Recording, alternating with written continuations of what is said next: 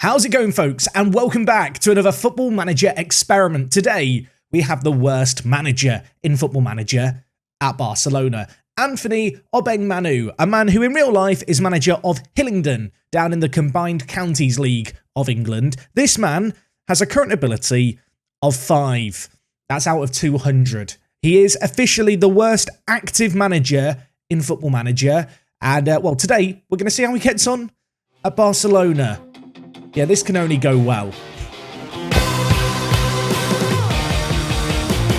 So I'm really excited to see what happens here because, of course, we did Klopp and Guardiola at lower league clubs. I now want to, flip the script, reverse it around. Today, Anthony Manu is the new manager at Barcelona. I have got rid of all of Barcelona's staff, which means he is going to have to go out and network and find a new backroom staff, a new team to help him at Barcelona.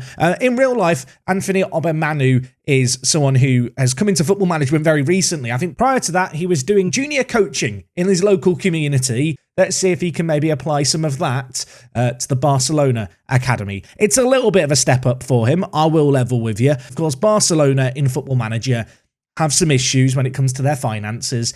Only predicted to finish 3rd in their first season. It's going to be interesting to see how he gets on, how he builds his backroom staff. Can he get over the language barrier?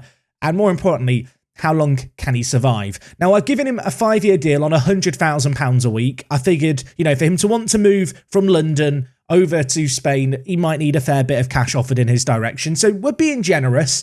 And, well, hopefully he's going to last those years of his contract and beyond. But anyway, to kick things off, we're going to go forward to January. I want to check in with him halfway through the season. I just want to make sure we visit him at least once, just in case the worst happens and he gets sacked during the year. I realise now that if he gets sacked before January, it's a little bit of a disaster. Okay, folks, we are back. The good news, it looks like he's going to have made it to January, but Barcelona are currently in 8th place. Yes, 31 points from 18 games. I mean, in real life, let's be honest, Barcelona haven't had the best year. He's now lasted longer than Koeman did in the job, so I think that deserves a round of applause in itself. He's currently disappointed at how things are going.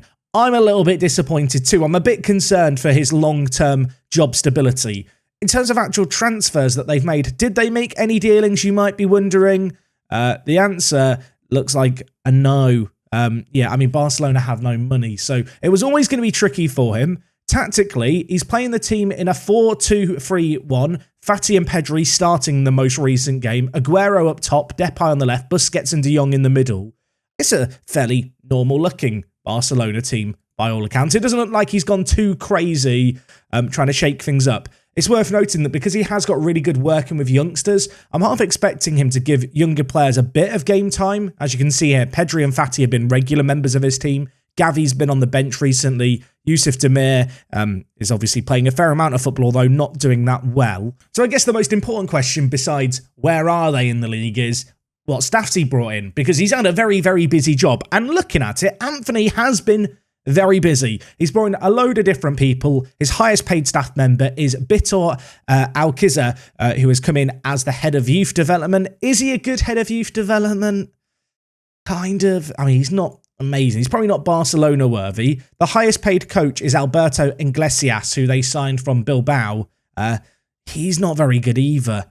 I'm a bit concerned here that he doesn't really know what makes a good staff member and what makes a bad staff member. What about the chief scout? Okay, Rafa Juanez is not actually that bad. Better than all the other staff members we've looked at. I was looking through this list, hoping there might be some familiar names to me. There was a familiar name to me. Shay Given, Barcelona under-19's manager.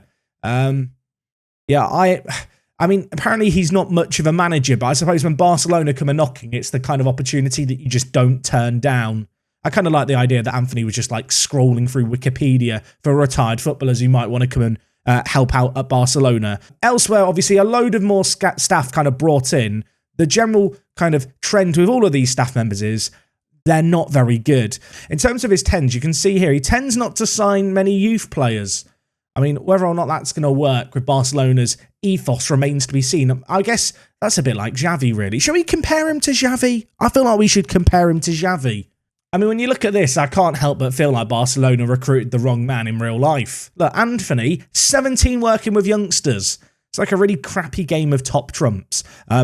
Yeah, I mean, at the moment, Xavi's unemployed because I had to fire him to make Anthony the manager. The long and short of it is, at the moment, it doesn't look great for him. His Barcelona team are in 8th. They've had an awful start to the year in the Champions League. They did top their group, so there's still hope for them yet. Let's go to the end of the season and see how Anthony's got on. Does he spend any money in January? Is he going to be able to turn this ship around?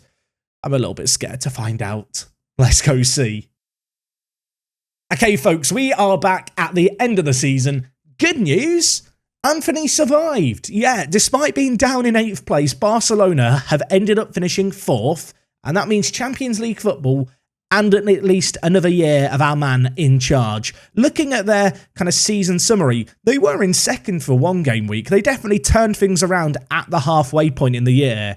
You can kind of see how prior to that, it wasn't looking particularly good for him. They have really struggled this year. You might be wondering, did they make any deals, Jack? No, he hasn't signed anyone. He has just had to deal with the hand that he's been dealt, and he has persisted continually with his 4-2-3-1. In terms of top performers under his reign, I mean, Memphis Depay's got 20 goals, Pedri's got 19, Aguero with 16 too. The big standout man actually is Pedri. 19 goals, 14 assists, played 56 matches. But across the board, you can see here, the youngsters were given a fairly respectable amount of game time, really. Certainly trying to bring them through into the team. And I'm kind of glad for him that he's got another year in charge as Anthony Manu, because I feel like he deserves it. He's earned this opportunity through his years at Hillingdon and one other team prior to that. Who was the other team? Chalfont St. Peter. I don't know why I've said that like it's French. It's an English club, I assume.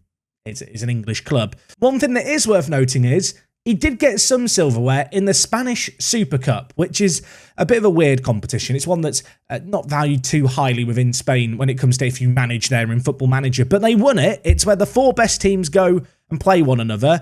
And he beat Bilbao in the final. And in the semi-final, they beat Real Madrid after extra time. Probably the best result in his reign so far as manager to win this competition. Jordi Alba with the all-important goal. And, well, technically, he's won silverware in his first year, and he's not been sacked, which, to be honest, I mean, look, it's better than what Ronald Koeman achieved, so I'd consider that a small win for Anthony, if nothing else. Anyway, we're going to go forward to the end of next season. Is he going to make it to year 2? I really want to believe. Is he going to sign anyone? Let's go find out.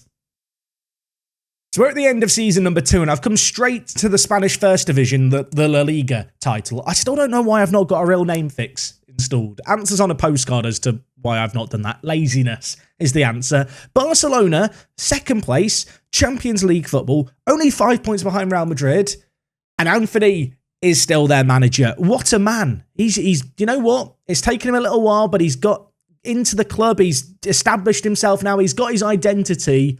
They're playing Obeng ball. That doesn't sound very good, does it, as a tactical philosophy? Maybe don't use that, Anthony, if you're watching at home.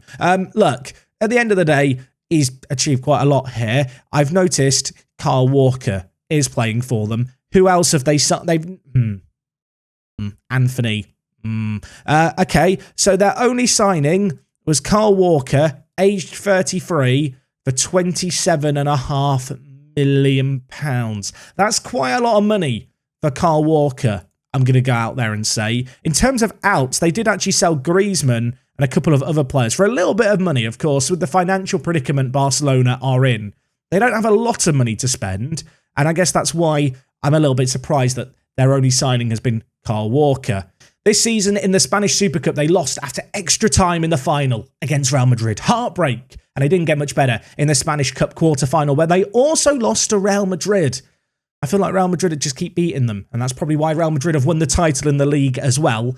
As for the Champions League, they got knocked out to Borussia Dortmund over 2 legs, and the game was really lost in the first leg, where they lost 3-1. It was the man who we all predicted it was going to be getting the goals for Dortmund, Erling Haaland.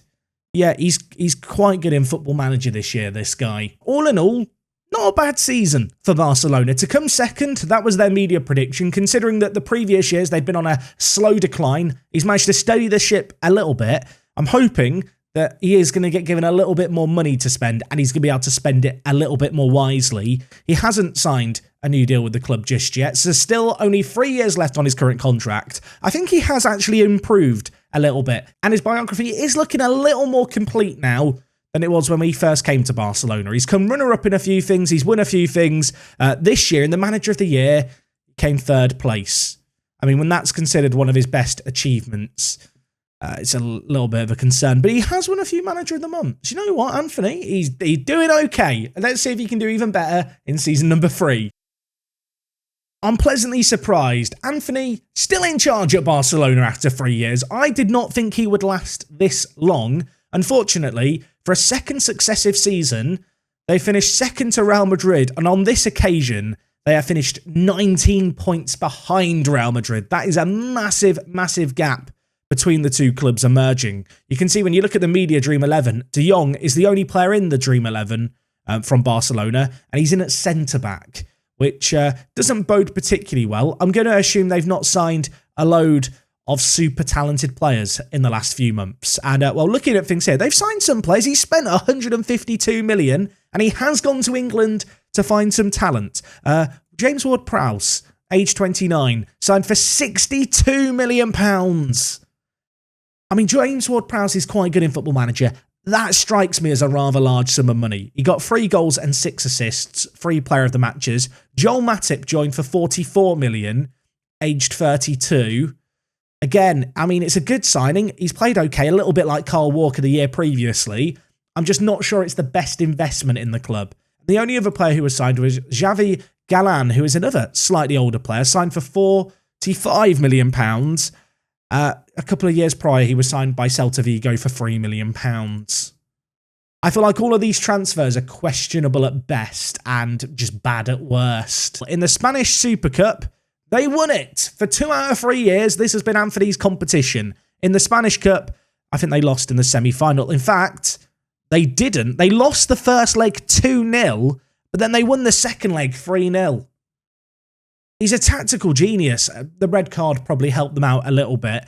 In this game, great team performance. Great to see a load of younger players playing in this game too. Akamash coming into the team. Pedri also there. Kyle Walker coming on off the bench. I forgot they've got Dest. That makes the signing of Kyle Walker even more weird in my mind. But no, they turned it around in the Spanish Cup semi-final, and then they went on and won the whole thing, I believe. 2-0. They won in the final. Pedri with both goals. Pedri, by the way, has just been shining in this team year on year. He's been absolutely incredible, to be honest.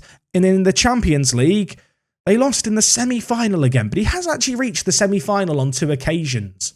I'm pleasantly surprised with how well Anthony's doing. If you're wondering about the staff, there's a couple of new faces here, but no one kind of radically different. Worth noting, Shay Given is still here. For people who wanted a Shay Given update, he's still just chilling in the under-19s. Still doesn't think he's a manager, but I guess he must be doing something right because he's still in the job. Interesting to note that Gavi given a lot more football this year, similar with Fati and Pedri, really essential parts of the team at this point. Definitely looks like he is giving younger players in the team a decent opportunity to shine. Worth noting, no new contract at the club still. That means he's got 2 years left in charge. He's won some competitions with them. La Liga has eluded them, but by all accounts, he's done quite a good job, I feel like, of steadying Barcelona. Second 2 years in a row. Let's see if they can go one step further in 2025. I'm back, and I feel sad.